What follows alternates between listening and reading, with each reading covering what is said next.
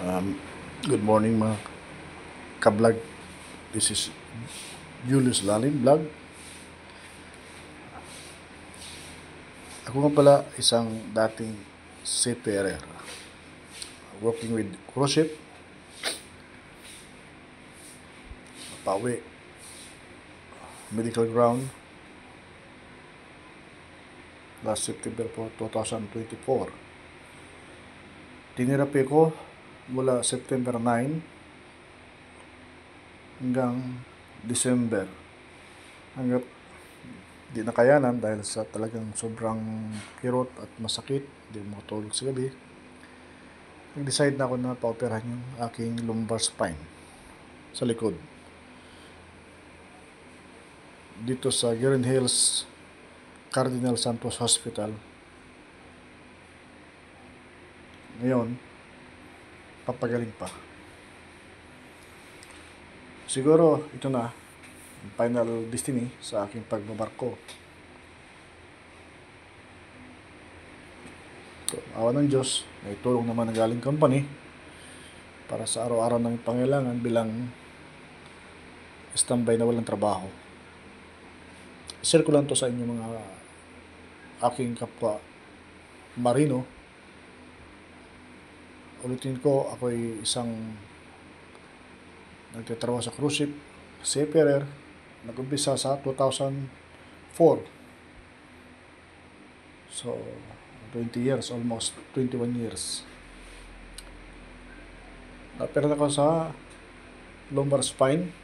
3 yung operahan ko dapat.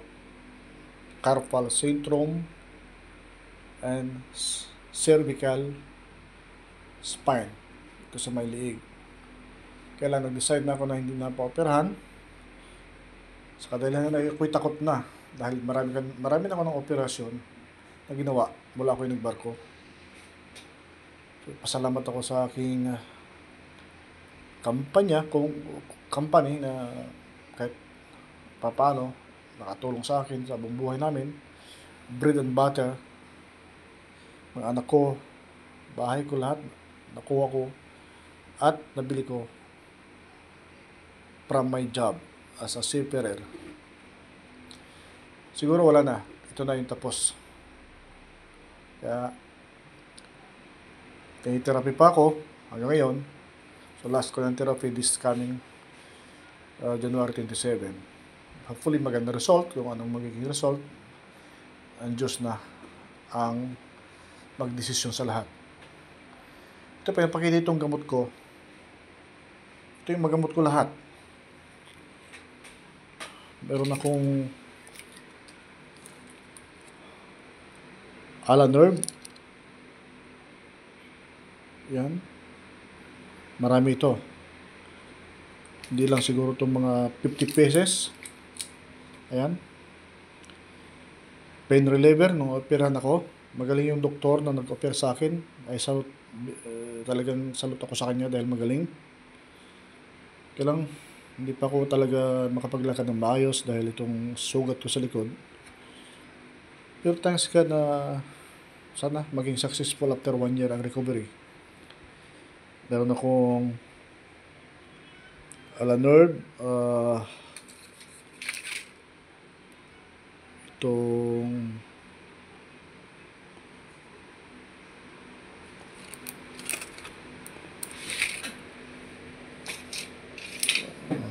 itong gamot na ito, naproxen gas, ito naproxen, marami ito. Galing po ito ng Ireland dahil doon ako nang-confine ako doon for 2 days sa hospital.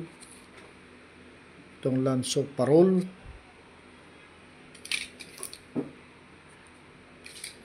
Celebrex, pain reliever. Yan, marami din ako dyan dahil sa pain reliever, pag sumakit na yung cervical ko, gingirot na yan, nagtitik na talaga ako. Tsaka yung vitamins ko for my nerve, itong Consace. Yan, multivitamins and mineral, Consace. Yan, marami din ako yan.